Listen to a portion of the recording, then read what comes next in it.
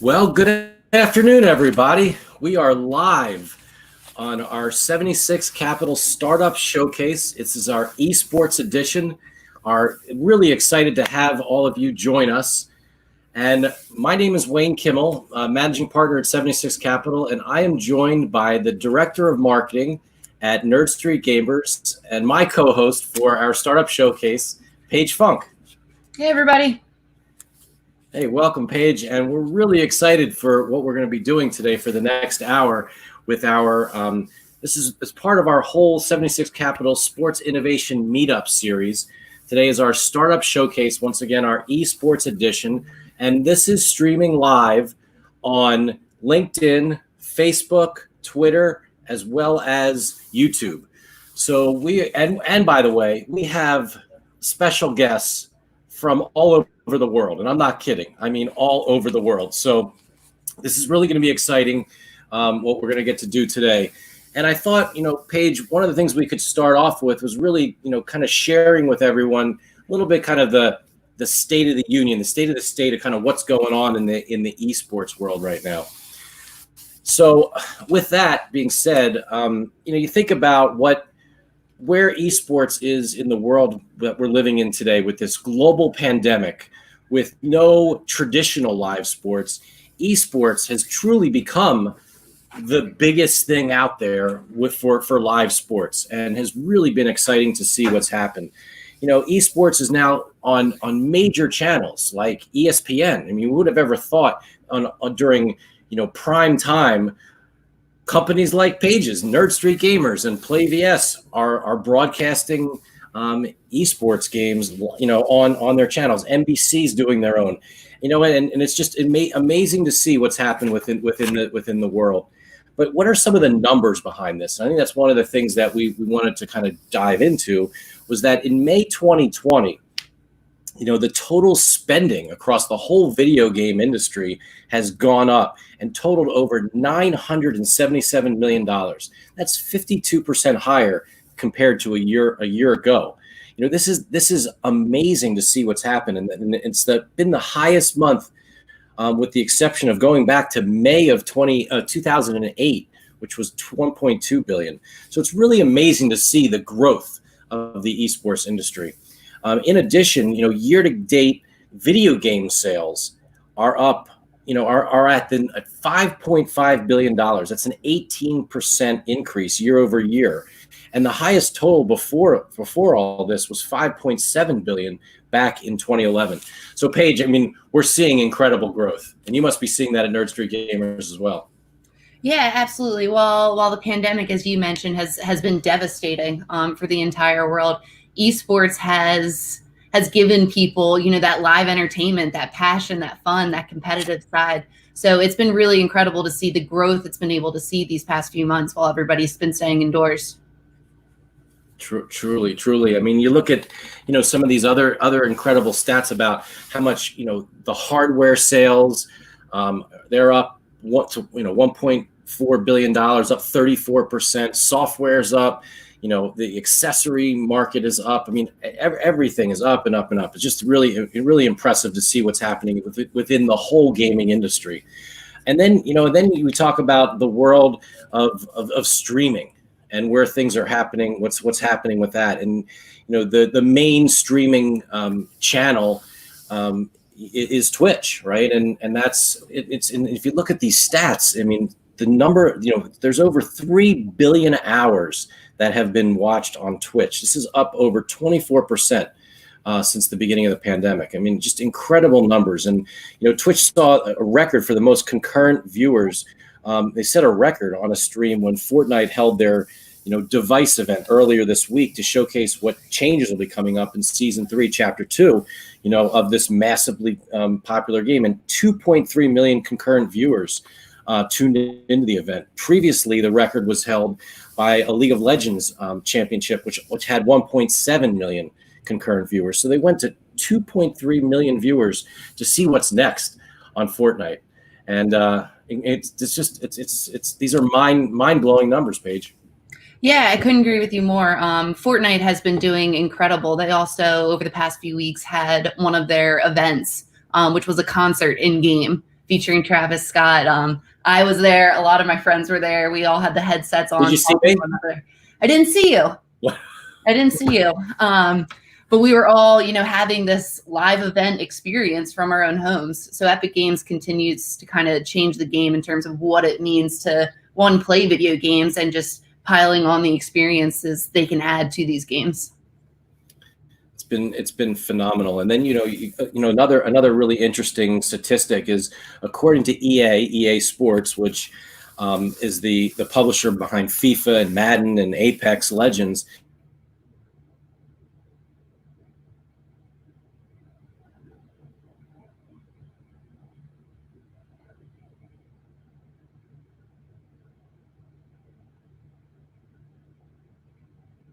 Looks like Wayne is a little bit frozen.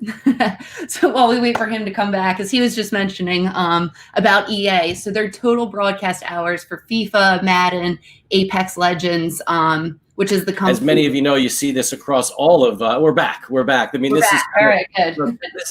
This is like when you watch NBC these days. I mean, they're like, I think that we lost that guy. We'll go to something else. But we're back with Paige.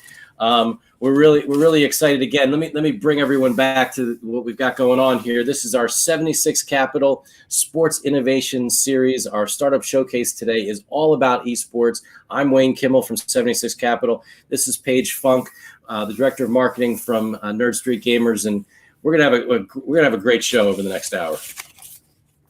So, where were we when we had a little bit of that, craziness? So when we were talking about EA and the growth, from that perspective, I mean, Apex is a game that, you spend a lot of time with over at Nerd Street as well, right? Right, Paige? Yeah, we've done a few Apex tournaments. We actually did one with Emmanuel Sanders back in April, which was incredible. He was in the screen. His son was actually helping coach him. So I don't know who the better Apex player is out of the two. Although Emmanuel was playing, I think most of his tips came from his son.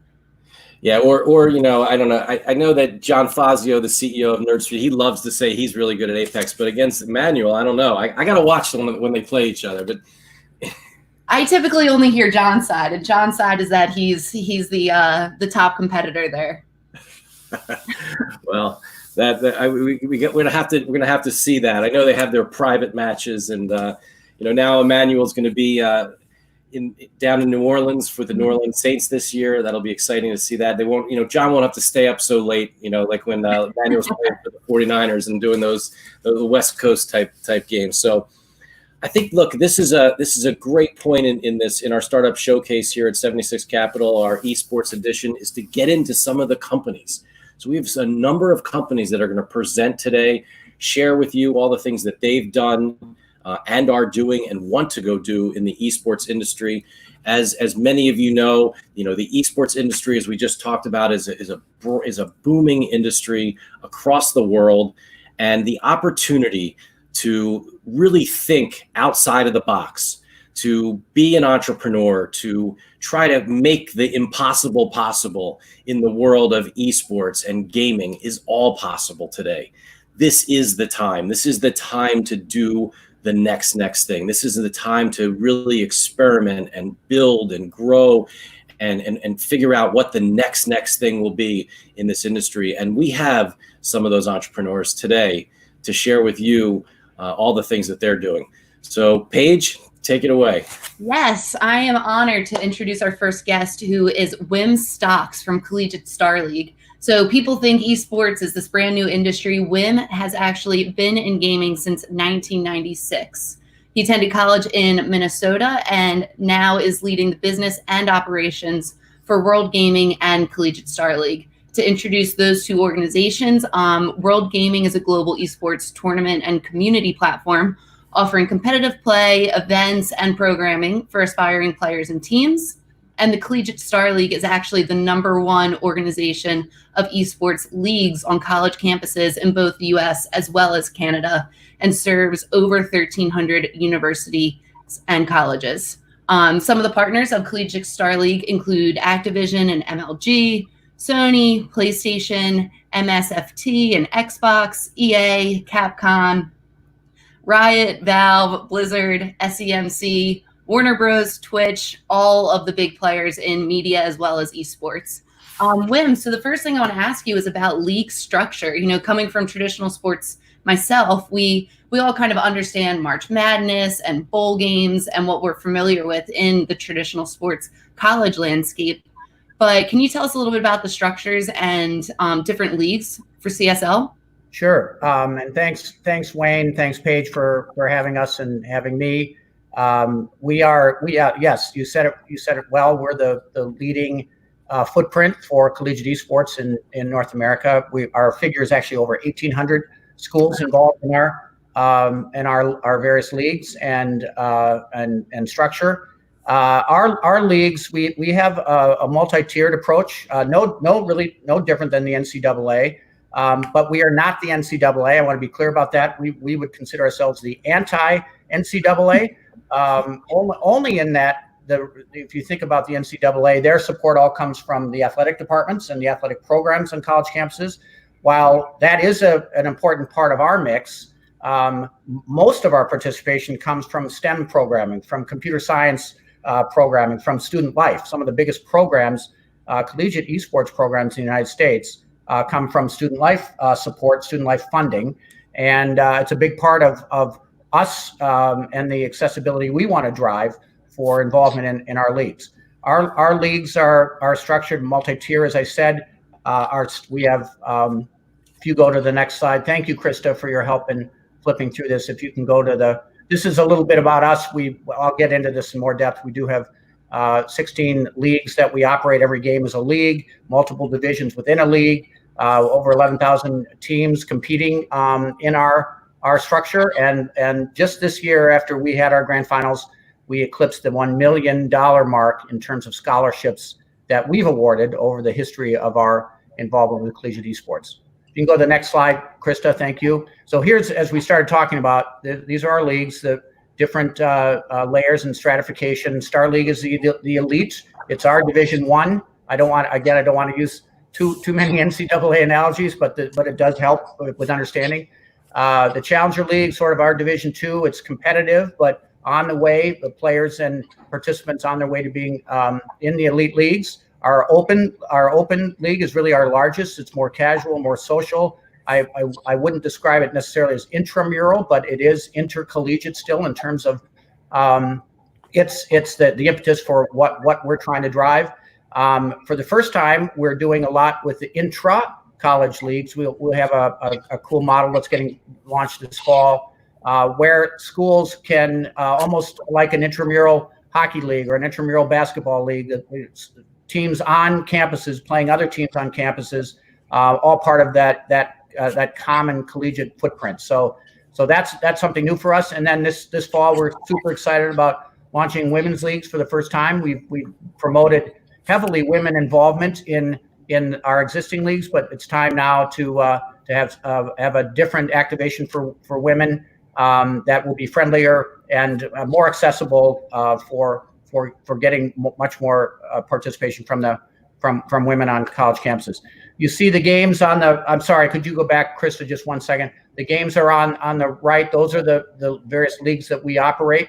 We'll be adding a few more that are for this coming fall, but those are essentially the big leagues. All the big games in the world are part of our mix for the various leagues. One other comment that, as it's probably everyone's aware, the state of college traditional sports is a little bit up in the air. Maybe a little bit's not quite right. Really up in the air for the fall. And one of the great things about our leagues, most of our leagues operate online. So where there might not be a college football season this fall, there definitely will be a League of Legends this year on our platform. It'll definitely be a Counter-Strike league. Definitely be a Valorant league so the online nature of what we do is a big part of us, the reach that we can garner and the activations that we bring to bear for colleges.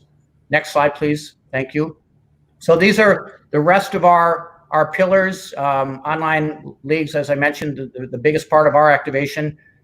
We also do tournaments and live events. Little suspect as to what those are going to be this fall, just given the unsteady and unsettled nature of what college campuses are going to look like this fall. But nonetheless, that is a big part of our mix. broadcast and streaming. We have a phenomenal relationship with Twitch. They support us through a program called Twitch Student, and give us all the primary placements and all the primary treatments that the big events get, even though our events tend to be smaller from an eyeballs perspective. So we owe a great debt of gratitude to Twitch for giving us that kind of support.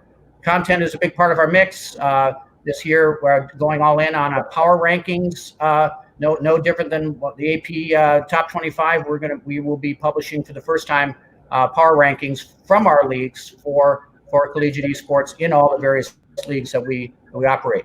Campus gaming ambassadors, again, largely these are live activations. We have ambassadors on select college campuses that help us with registrations and help our sponsors light up their activations. We'll do certain events on campus as well. These largely are going to be virtual this year as we go into the fall, just because of the uncertainty around colleges being in session or being back on campus. So that's an interesting pivot that we're making as we speak.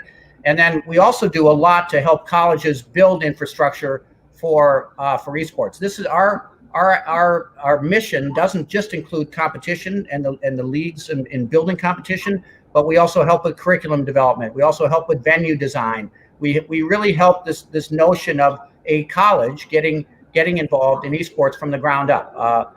Building careers in esports, a big part of what happens in colleges now. With the last 2 years, been a huge influx of colleges building much larger, more robust curriculum about the business of esports and helping schools develop curriculum for building careers in esports. So a big part of the mix, and we're thrilled to be part of that as well. Next slide, please. This is how we structure. We talked about the Collegiate League. We follow a very similar structure to a traditional sports or traditional college season. We start our registrations in August. We play our regular season matches from September into early February. We go into playoffs. Our March Madness starts in February, and then our grand finals are really the Final Four of all of our leagues, take place in the April and May timeframe. We just completed we had to pivot a little bit this year because we couldn't do a big live event. Usually the CSL Grand Finals is a big live event. We had to pivot to all online this year, just given the state of live events overall. And we had a great activation just a couple weeks ago. We were able to award our $230,000 in scholarships. It was a big part of our really great way that we culminate the collegiate season every year. Back to school campus tour. This is largely going to be virtual. We do 2 of those when kids are back in school, obviously in the fall, and then once again when they come back in the post-Christmas timeframe. Regional tournaments and events. Those go on throughout the year. Again, what percentage of those are going to be live events versus online, that remains to be seen. But we're being malleable and flexible to accomplish all of that in the coming year. We're also a big partner with DreamHack. We are the official provider of collegiate esports programs and competitions in the framework of a DreamHack event. Big partnership for us. We're thrilled for that. Unfortunately, we haven't been able to activate it yet because there haven't been any DreamHacks for a couple months. But we have a 2-year deal that does give us some main stage presence for collegiate esports. It'll be a big footprint and a big spotlight that we'll be able to put on collegiate esports as a result of our partnership with DreamHack. I think this is my last slide coming up. I'm sorry, I've got 2 more slides. These are, when we go to market, we monetize 3 ways, largely 3 ways, one of which is sponsorships. I'll talk about that in a bit. One of which are publisher fees. Publishers pay us to set up leagues and operate leagues for them on a collegiate realm. The third way is registration fees and subscriptions, that the new model that we're introducing this fall. But those are our 3 primary monetization buckets. These are the assets essentially that when we go to sponsors and partners, this is what we're offering them to be part of. League sponsorship, certainly the playoffs and grand finals, the media and the content we're generating, campus gaming ambassadors, part of the live events, DreamHack and the other events, and then bespoke programs. This is great. Wim, I really, this is amazing what you're doing with CSL and all the opportunities that you put out there, and we really appreciate you coming on and being part of our show. I mean, this is awesome. I see, Neil's watching, so it's, he just sent me a note. So I just want to make sure that he told me he did a good job. So. Well, that means all the world in the world to me. So thank you. Absolutely.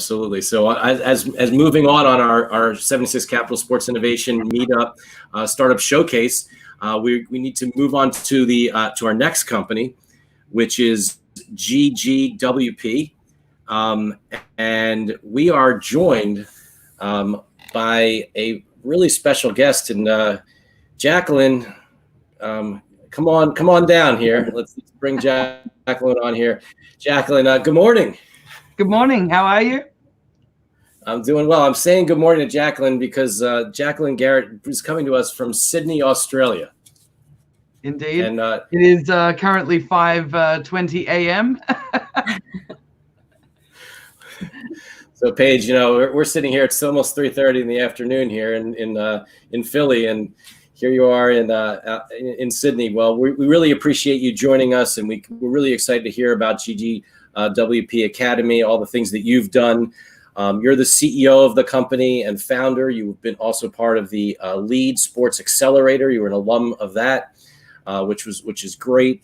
You're someone that is all about being passionate, and my God, at 5:30, I'm impressed. I'm impressed, and you're all about having a great culture and empowering people and leading through innovation, and that's really awesome. And we really appreciate having you here. The mission of your business, I've noticed, was all about to deliver education and opportunity across esports and gaming through technology. And I'm really excited to hear you and present the company and tell us all about it. Absolutely, and thank you so much for giving us the opportunity to do so. I will share our presentation now.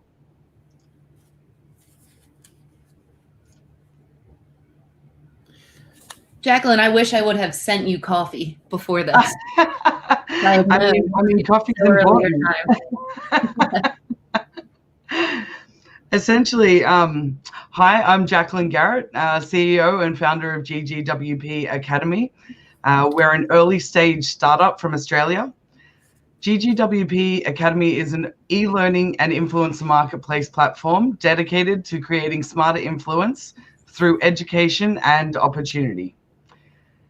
As sponsorship dollars and influencer campaigns continue to rise throughout our industry, we'd like to ensure a few things: a fairer and wider distribution of earnings for more gamers, to qualify content creators and ensure they know how to actually represent the brands that they are currently representing, and to increase opportunity and align content creators with brands entering the industry.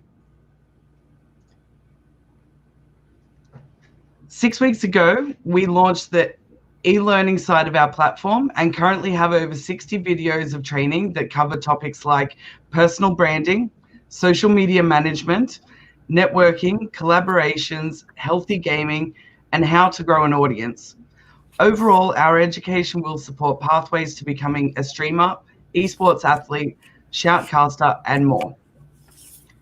In the background, we're also working on the GGWP Academy Influencer Marketplace, where gamers create their portfolio for brands to view and are ranked and aligned for campaigns. Our influencer score is based not only on reach, like most other platforms, but on their GGWP Academy education level, their overall brand health, their reach on social channels, and past testimonials from delivery of campaigns. Once a profile is ranked, it's also aligned with the brand personalities that exist on the platform. So by educating, ranking, aligning, we create a higher ROI for brands in esports and gaming. GGWP has 4 major revenue streams: premium subscription education, commercial partnerships to create co-branded content, a 10% management fee on all campaigns, and full utilization of our data for the data that our platform creates.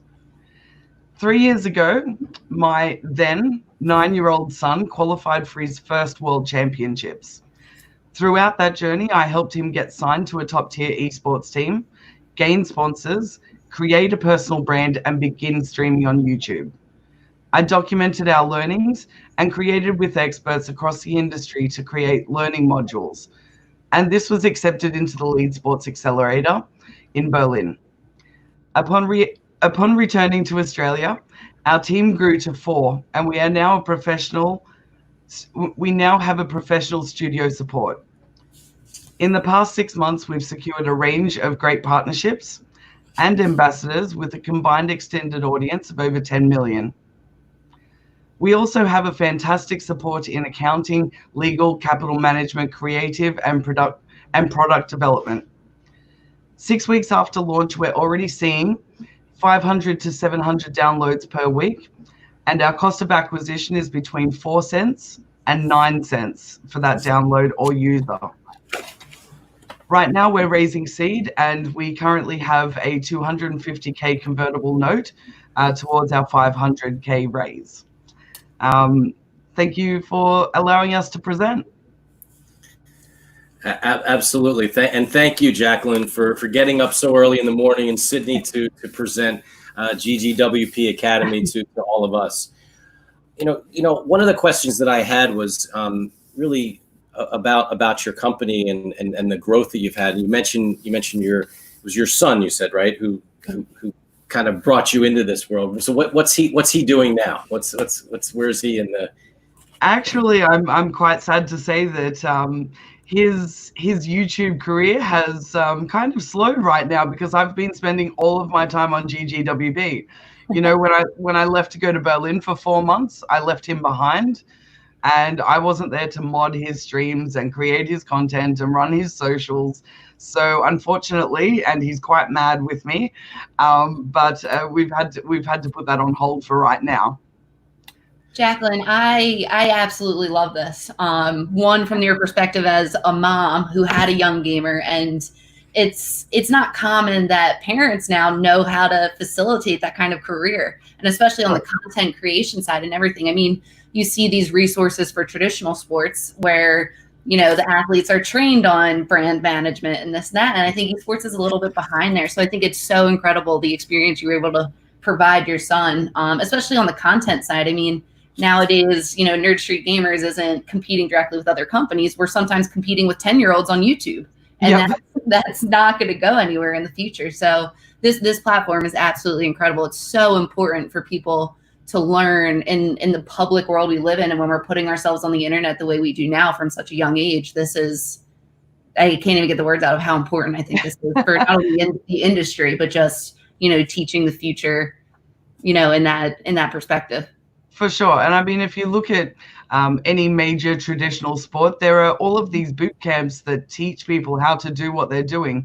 And while we're not teaching people how to play a game necessarily, we're teaching them how to navigate the ecosystem that surrounds that game. And in such a digital era, that's of the utmost importance. You'll see people being fined or dropped from teams because of something they've said on social media. And it's up to us to be able to teach them how to use that effectively. Well, once again, thank you for joining, and hopefully this was helpful to you.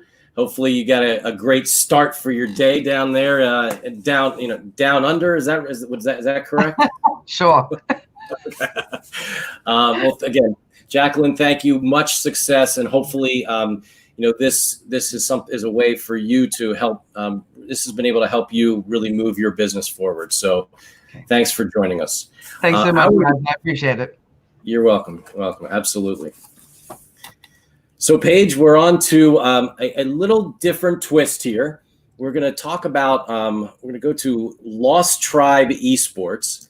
And what's really fascinating about this next presenter, his name is Andrew Exler. Here he is. Andrew, welcome. How you doing? Great to see both of you today. Great to see you too. A couple things. First of all, Lost Tribe Esports is a nonprofit organization.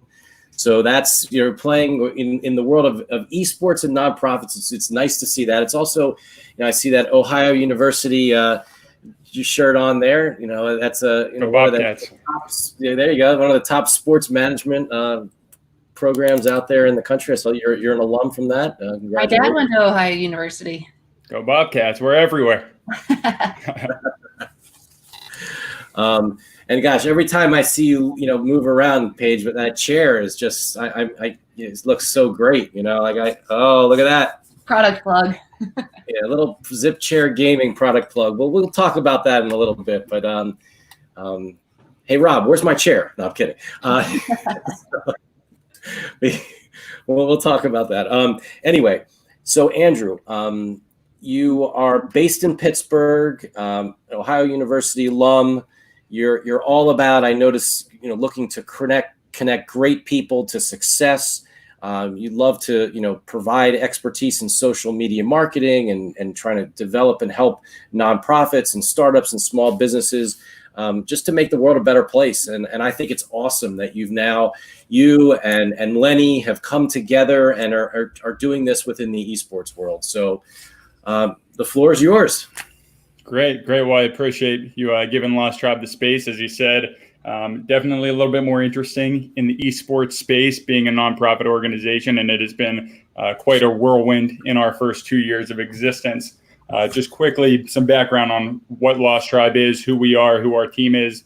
So I serve, as everybody who's presenting today understands, in the startup space. My role with Lost Tribe is Director of Content and Strategy. So ultimately, I oversee our social media team and some of our partnerships, but we all do a little bit of everything. And I know in the startup world, everyone understands that a little bit. But for us, we are an organization focused on working with Jewish teenagers and young adults. A little exciting plug right now is we're getting ready to launch our 18-plus server at some point this summer. So right now we've been working with 13 to 18-year-olds, and now we're going to be launching into the young adult space. So really exciting opportunities for us. But just a little bit of background of where we came to be as a Jewish organization, though we do work with many communities and really have gamers from a variety of backgrounds.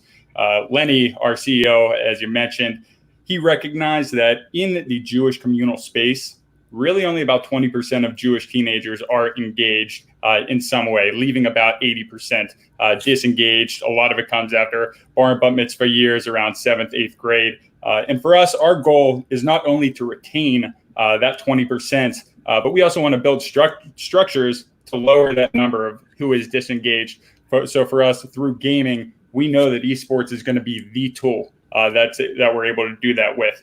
Just this graphic that we have up here just shows all of the different partners, camps, youth groups, day schools, all these organizations that we are working with in North America and around the globe, where one teen can bring 3 other friends in there to game, whether it's in our tournaments, in-person events, chatting on our Discord channel, helping us stream on Twitch. There's a lot of opportunities of what we've been doing to continue engaging that 20% and making sure it doesn't turn to only 15 or 10%. Just some of our basic stats. We launched in February 2019 with an organization called BBYO at their international convention. And since then, we have engaged over 6,000 Jewish teenagers on our platforms in person, through online tournaments, and just generally on our Discord channel, which has been a great hub of connection, friendships being created, a lot of engagements across the world. We're seeing conversations, teens in Pittsburgh having conversations with teens in Sydney, Australia. And for somebody, if you take a step back, where was this 15 years ago whenever I was just playing on my N64?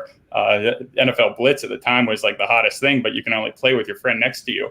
And just some of the basic stats, when you look at it, you see since mid-March this year, we've had over 128,000 minutes of tournament gaming taking place. And that for us, understanding that we are engaging Jewish teenagers, especially in light of this pandemic, that we are able to be a bit of a silver lining to create a little bit of normal. I joke whenever I talk to some of our partners that we've had parents who, at first, the parents are saying, my kids play too many video games, and now it's, thank you so much for keeping my kids busy while we're all stuck at home. So it's always a fun conversation to have. And for me personally, as a director of content and strategy, when it comes to social media, and especially in the nonprofit space, there's a lot of very interesting accounts. There's some really great ones. There's some very basic accounts out there. For us, we want to really build a culture. We are inherently a Jewish organization, but how do you balance the Jewish part of our organization with also being fun and engaging with esports. We want to have Jewish role models, and we want to build what we're doing off of Jewish values, but we also want to have a little bit of fun with it. It doesn't always need to be so serious. You can see in here one of our graphics. Every Friday before Shabbat, we try in some way to do a fun send-off into Shabbat, into the weekend of rest. We created a graphic with a Shabbat Shalom character in Madden, created our own court in NBA 2K. But then also what else we're building in here, we have a few hosts. We've really been creating a lot of personal branding and trying to have influencers of sorts who are on our social media team who are posting videos every Thursday to share what's coming up. We're on TikTok. We've really started to become more active on more platforms now that we've had the capacity to be great on there. And then also, in light of everything else, we are a community. We know that, again, we are a Jewish organization, but it doesn't mean we all look the same. It doesn't mean we act the same. It doesn't mean we're all the same person. So for us, really understanding the inclusive nature of esports is how we drive home a lot of our wins. We're celebrating Pride Month right now. So on any of our platforms, you'll see we have our Pride logo up there. In light of the recent events in the country, we make sure that our community is educated and they're hearing from us on how we are handling any situation, because we want everybody in our community to feel included and they want to be able to have a lot of fun. But also, where is it our responsibility to teach a little bit while keeping things light and keeping things fun? So for us, it's very important. And just you happen to get us at a really good time. In the last 10 days, we've been doing quite a few different new things. We just had our first ever girls only tournament, which was for all Jewish female identifying gamers. We had 32 teens who registered for that event. We had our first parent focused event with Todd Harris from Skillshot Media in Atlanta. He hosted this awesome event with over 150 parents who pre-registered. We ended up reaching over 2,000 unique viewers on social media. And we just launched our first Fortnite tournament last week. And for us, it was unbelievable. Our first two tournaments, we had over 500 participants. Wayne, as you mentioned, we know Fortnite just launched a brand new season. I was playing a little bit earlier this afternoon, trying to learn a little bit about the map. And we're really excited to have another Fortnite tournament coming up later this month. And we're meeting the teens where they are. So we are having a lot of fun doing that.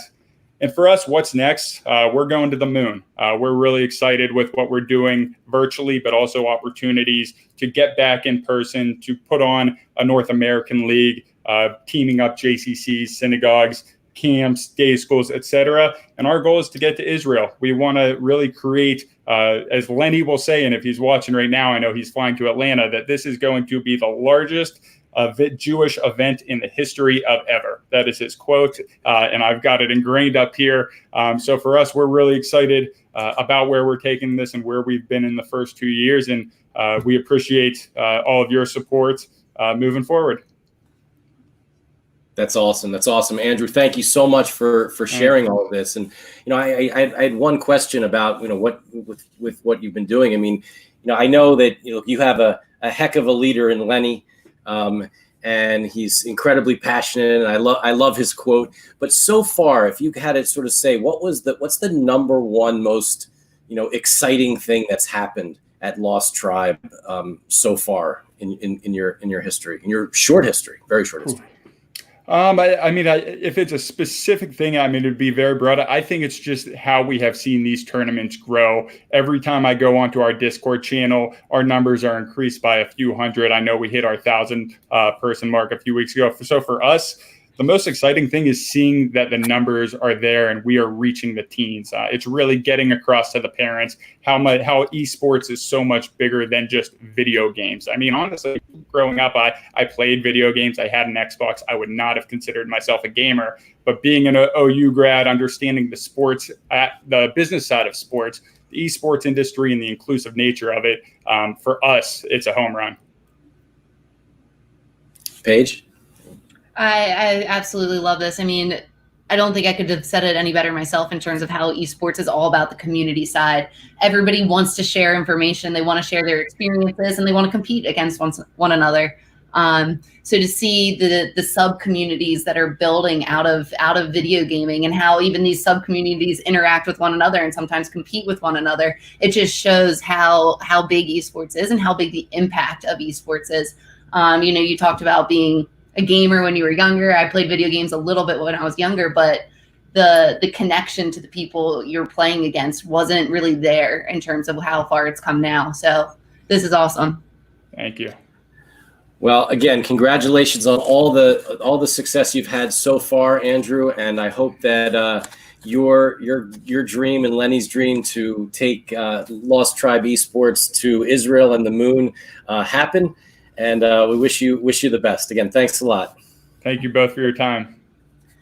So we've kind of hit almost like the halftime, I would say, for our 76 Capital State of Esports, and our typical. This is part of, as many of you know, our sports innovation meetup that we do every month on 76 Capital.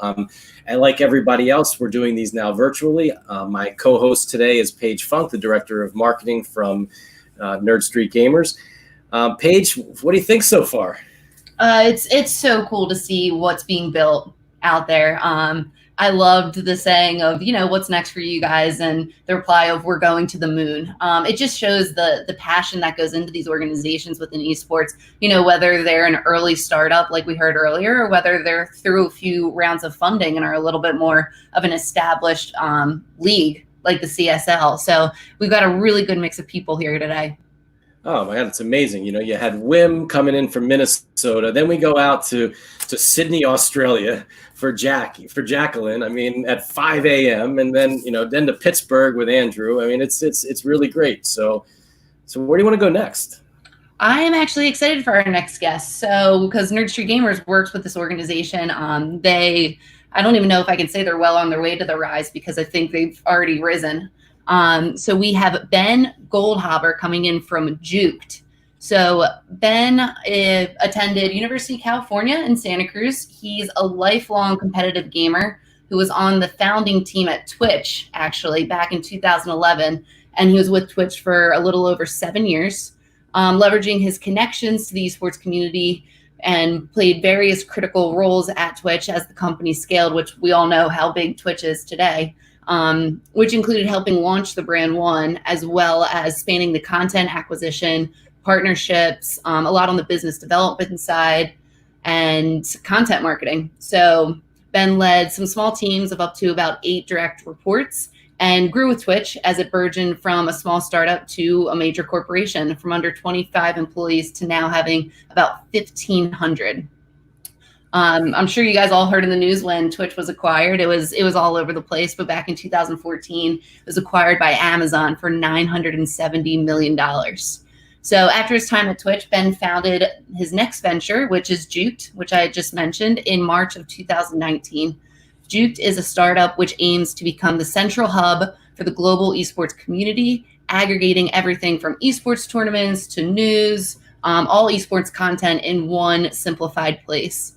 And this is actually the first time that's being done. I know Ben's going to get into how fragmented the industry is and how important a platform like Juked is. So Ben's the CEO of Juked and heads up marketing, content, partnerships, and fundraising for the organization. Ben, I'd love to pass it over to you. Thanks so much, Paige. You almost just gave my whole pitch for me, so I appreciate it. Hi, everybody. My name is Ben Goldhaber. I'm a lifelong gamer and actually have been playing games competitively since about 2001. It's been my lifelong passion, which is why I'm actually so excited to be chatting today and tell you a little bit more about what we're building with Juked.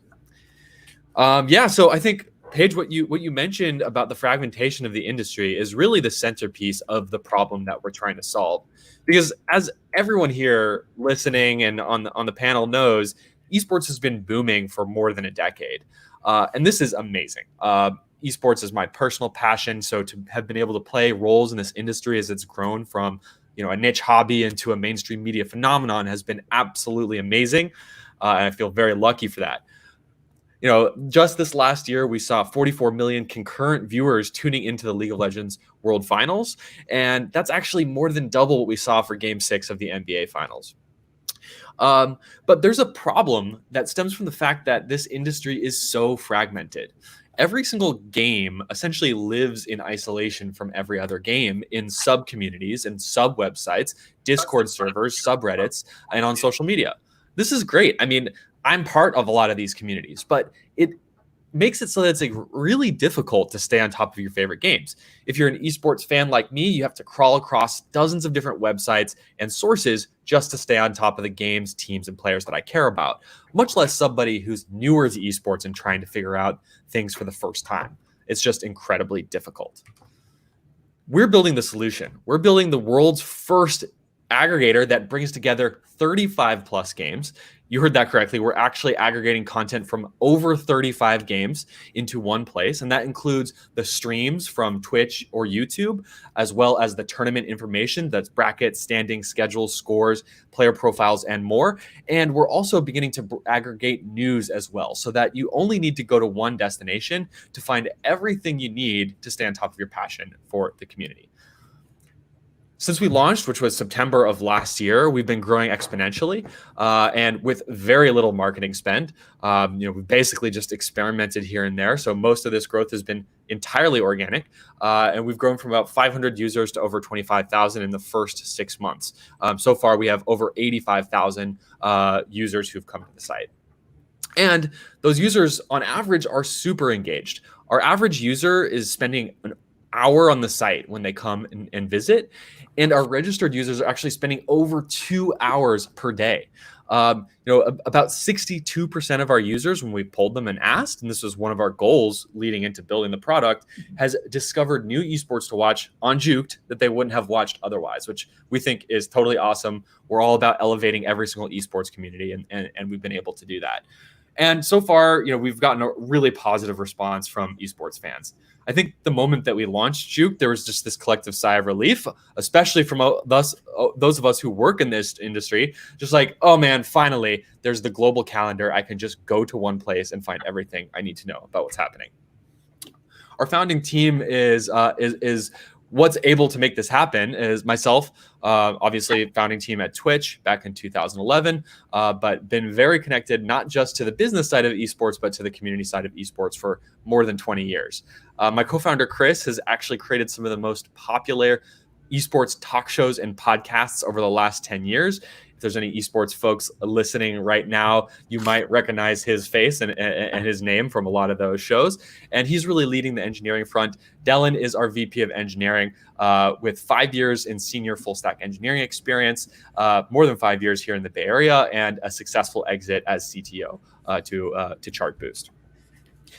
We're going to market very quickly, and we're able to do that because of the connections that we have in the space and our ability to market the product.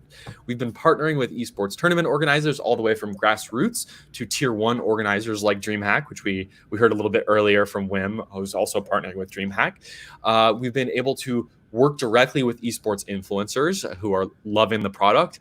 And we're beginning to build our feature set to work with esports teams as well and have some pretty promising stuff in the pipeline there. On the growth hacking front, we actually just launched a Discord bot last week, which is pushing out messages into Discord servers, hundreds of Discord servers already, about live esports matches. And the last part is original content. Chris and I have created some of those popular esports shows, including Twitch Weekly, which I co-produced and hosted at Twitch. And I already talked about Chris. We're going to do that again for Juke. And that really encapsulates what our advantage is in this space. We've built the strongest brands in the space before. We're going to do it again. We have the relationships to make meaningful partnerships across the industry. Our product covers 35 games. I think our next closest competitor covers just 12. And we're building that network effect where there's a social interactivity layer that's going to make Juke more social, more engaging, and more addictive.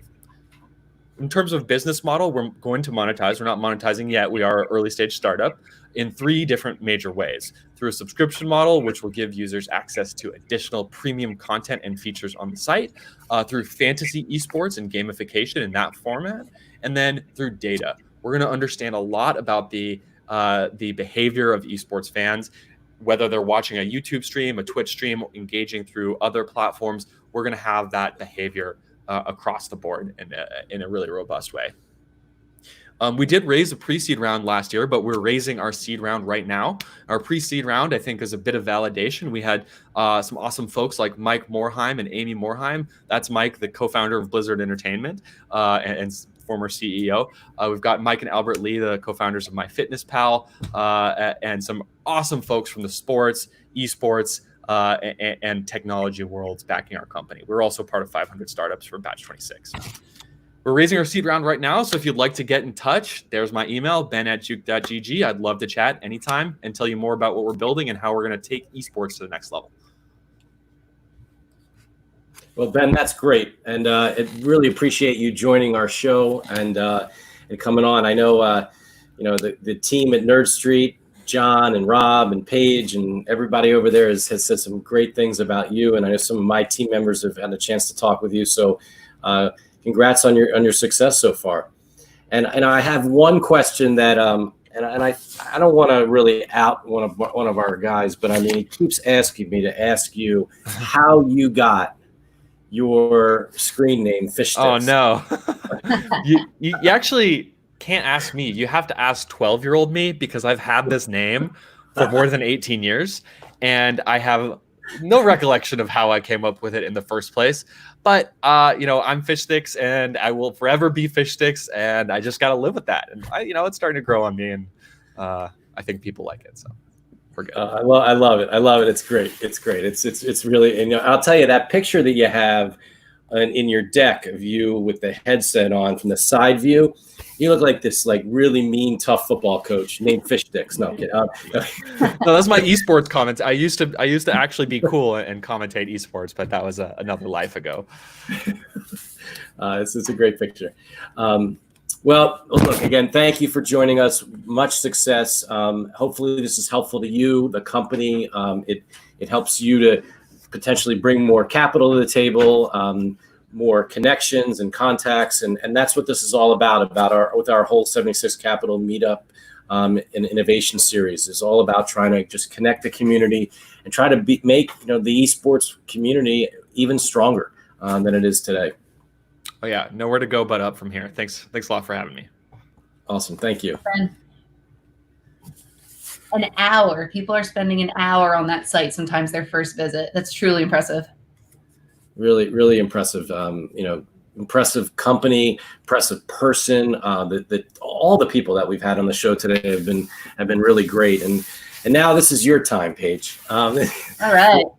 So but I'd love to sort of talk a little bit about some of the things that you do. I mean, it's an interesting story. I had the pleasure of having you as a guest on our 76 Capital Leadership Series, and we talked about your journey from the East Coast to going to college in San Diego, coming back, working in the professional sports world, and now in the esports world. And so how has that journey been for you so far?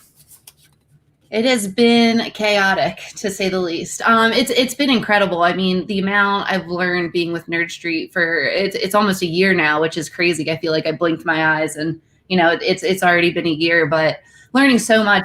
Ben touched on it just in terms of, and it really ties into marketing in the esports world. And I think something that non-endemic, which means not from the esports world, brands are still wrapping their heads around is that the esports community and the fragmentation of it, where coming in as a marketer, you're not just going on social media, traditional social media like Facebook and Instagram to reach these people. It's the subreddits, the Discords, the community locked pages where you have to, submit a request to join them. There's so much out there in the ways that gamers communicate, and it's like unlocking a puzzle.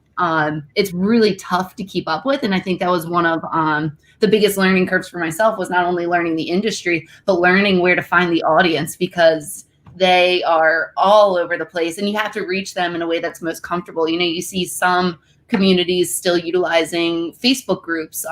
Smash is really big on Facebook, same with the fighting game community. And then you have Counter-Strike that's a little bit more heavy in Reddit. And so you're trying to find these different audience members, and it's really, I guess, challenging being a marketer in the esports industry. So, you're the director of marketing at Nerd Street Gamers. Nerd Street Gamers, in a very short amount of time, was founded by John Fazio, and then just has been able to really grow. I mean, we at 76 Capital were the first investors, along with George Miller in the company, and then next thing you know, two of some of the biggest players, not only just in the world of esports, but in the corporate world, have come on and gotten involved. What's it been like having Comcast and Five Below involved as partners of yours at Nerd Street Gamers?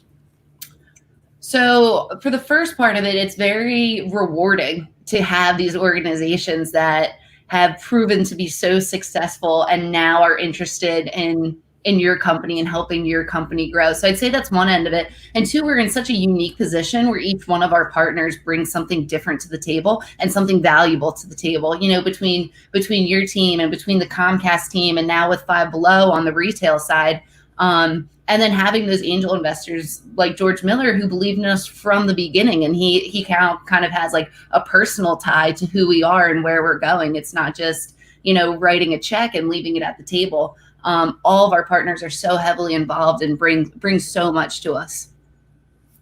So, you know, let's talk a little bit about what Five Below has brought and is going to bring and do with you at Nerd Street.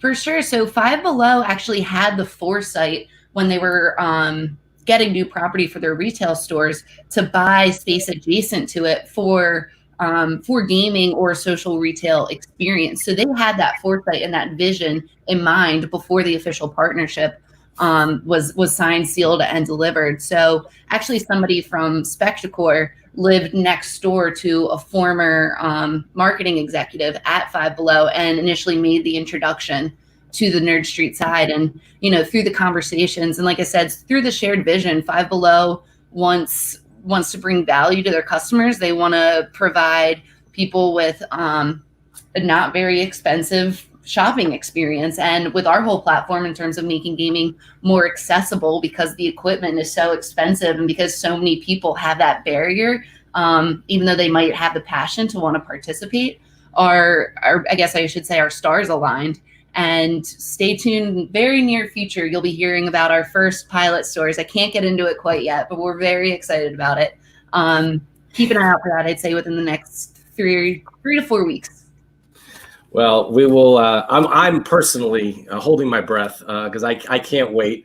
There's so many exciting things that are coming down the pike at Nerd Street with partners like Comcast and Five Below. You know, such a great retailer that, as you said, has a similar vision to what we have. But we've also have great relationships, as many of the guests today on our 76 Capital Startup Showcase has, with a number of publishers and other players within the industry, and I think that's been very important. And maybe we should also talk about some of the brands that we've worked with. Maybe even that chair that you're sitting on that you have over that you've worked with at Nerd Street. Yeah, so we work with a variety of partners. So like you said, Zip Chair, who provides all of the chairs for our local host facilities. They do customized chairs. They actually have chairs with traditional sports logos on them, as well as different esports leagues and esports teams logos on them. So they're an incredible partner of ours. On the technology side, we work with a close partner to actually build our own PCs that are within the local hosts that have top of the line of equipment. For peripherals, we work with Logitech peripherals for those not in the industry. And I didn't know what peripherals were before I was in esports, so do not feel bad. It's the mice, it's the keyboards, it's the headset, essentially esports accessories. We work with Mike and Ike very closely. So they're sponsor of our tournament series. So you'll see after what used to be our in-person tournaments, we would dump Mike and Ike's on the winning teams. All the casters would be eating Mike and Ike's. You'd see the players eating Mike and Ike's between matches and snacking on them in between games. So they're also an incredible partner of ours.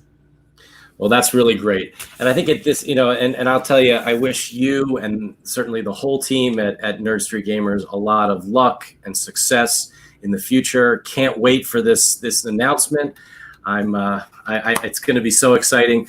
I'd like to, at this point, bring back all of our, all the presenters that came, you know, that presented today onto the screen. Here's everybody. I want to thank everybody for all the great things that, you know, everyone got. There's Wim. You know, thanks, Wim. Thanks, Jacqueline, Andrew, Ben, and Paige. You've been a great co-host. Thank you for your help with this. And back at the studio, we had Krista running all the controls, James making sure things are going right. Scott did a great job of putting it all together for us. And certainly want to shout out to John and Chad and Mike for all the work that they do to help make make 76 Capital be able to do these types of events. And we want to do more of these things. We want to hear your thoughts. So please reach out to us at 76 Capital. Tell us what you think, what you like about our sports innovation meetups, what you think about these startup showcases, especially this one which was focused on esports. Reach out to us on all social networks, on LinkedIn, on Facebook, on Instagram, on Twitter, and subscribe to our YouTube channels.